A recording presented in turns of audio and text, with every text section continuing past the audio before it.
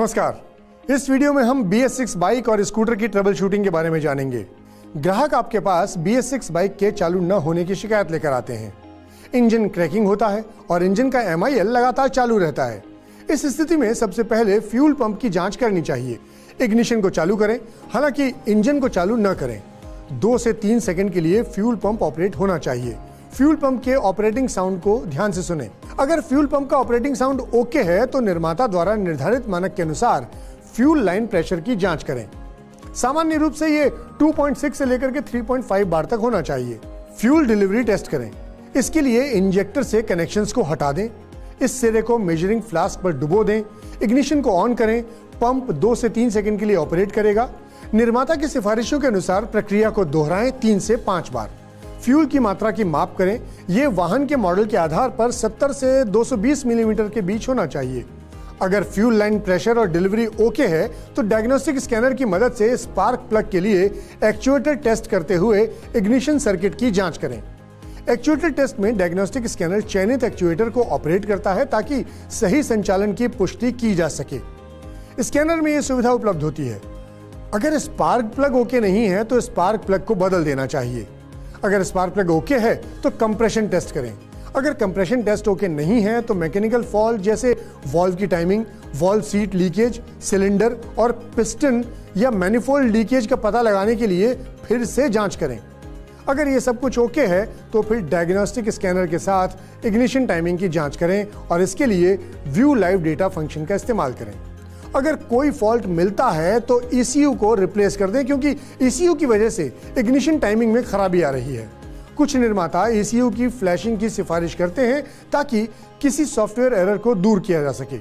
अगर फ्लैशिंग काम नहीं करता है तो हमें ECU को रिप्लेस करना ही होगा। अगर इग्निशन टाइमिंग ओके है तो थ्रॉटल बॉडी स्क्रू के एडजस्टमेंट की जांच करें और डायग्नोस्टिक टूल का इस्तेमाल करते हुए बटरफ्लाई वॉल्व के खुलने को वेरीफाई करें। इस तरह से अभी तक हमने MIL के ग्लोविंग के दौरान BS6 बाइक इंजन में स्टार्टिंग प्रॉब्लम की ट्रबल शूटिंग की प्रक्रिया के बारे में देखा। अब आप उस स्थिति की कल्पना करें जहां इंजन क्रैंक नहीं हो रहा और MIL ग्लो कर रहा है। बैटरी वोल्टेज की जांच करें। ये 12.6 वोल्ट होना चाहिए। अगर लोड कम प्राप्त हो रहा है तो बैटरी की जांच करें। लोड टेस्ट के बाद बैटरी वोल्टेज जब 9.6 वोल्ट के नीचे जाता है तो बैटरी को रिप्लेस करें। अब अगर आपको बैटरी वोल्टेज ओके प्राप्त होता है तो मल्टीमीटर का उपयोग करते हुए इग्निशन स्विच की कंटिन्यूटी और resistance, starter relay, starter switch और वायरिंग हार्नेस की जरूर जांच करें। उपरोक्त घटकों के ओके रहने के बावजूद अगर वाहन चालू नहीं होता है तो फिर मैकेनिकल या इलेक्ट्रिकल डैमेज का पता लगाने के लिए स्टार्टर और मेन फ्यूज की जांच करें।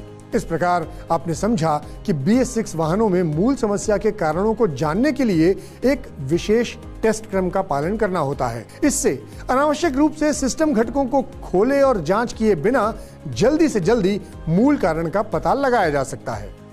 अब बात करते हैं एक ऐसी स्थिति की जहां BS6 बाइक इंजन ज्यादा गर्म हो रहा है और MIL ब्लिंक नहीं हो रहा। अगर इंजन हॉल्ट या मिसफायर करता है तो इग्निशन सिस्टम जैसे spark plug, suppressor cap, HT lead और इग्निशन कॉइल ब्लॉकेज या घटकों में खराबी का पता लगाने के लिए EVAP सिस्टम आदि की जांच करें। लेकिन अगर इंजन हॉल्ट या मिसफायर नहीं कर रहा है और ओवरहीट हो रहा है तो फिर डायग्नोस्टिक टूल को कनेक्ट करें और इंजन के तापमान की रेंज का पता लगाने के लिए लाइव डेटा पैरामीटर को रीड करें। अब लाइव डेटा पैरामीटर की सुविधा कैसे डायग्नोस्टिक स्कैनर में प्रदान की जाती है? ये कि विभिन्न तरह के इंजन ऑपरेटिंग पैरामीटर जैसे engine RPM, battery voltage, engine oil temperature, ignition timing और इंजेक्टर स्प्रे ड्यूरेशन का निरीक्षण किया जा सकता है। अगर इंजन टेम्परेचर निश्चित रेंज में नहीं प्राप्त होता है तो आपको इंजन ऑयल लेवल की जांच करने की आवश्यकता होती है। अगर इंजन ऑयल लेवल ओके है तो फिर इंजन ऑयल से जुड़े कुछ स्टेप्स को पूरा करें। Engine oil condition, drain oil quantity, oil में मेटेलिक कण, ऑयल में पेट्रोल की मिक्सिंग। ऑयल सूंघ कर आसानी से ऑयल में पेट्रोल मिक्सिंग का पता लगाया जा सकता है।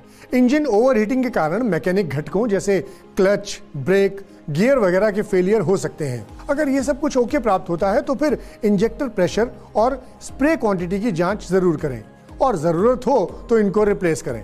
अगर अभी भी इंजेक्शन टाइमिंग निश्चित रेंज में नहीं है तो फिर ECU को रिप्लेस करें, क्योंकि ECU की वजह से इंजेक्शन टाइमिंग में खराबी आ रही होगी। कुछ निर्माता सॉफ्टवेयर एरर को दूर करने के लिए ECU की फ्लैशिंग की सलाह देते हैं।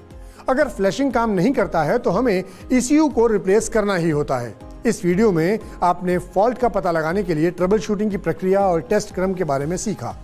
इस वीडियो में बताए गए सर्विस प्रोसीजर, टेस्ट वैल्यू और स्पेसिफिकेशंस केवल रेफरेंस के लिए हैं। वाहन की सर्विसिंग करने के दौरान निर्माता के द्वारा बताए गए सर्विस और सेफ्टी नियमों के पालन की आप लोगों को सलाह दी जाती है। धन्यवाद।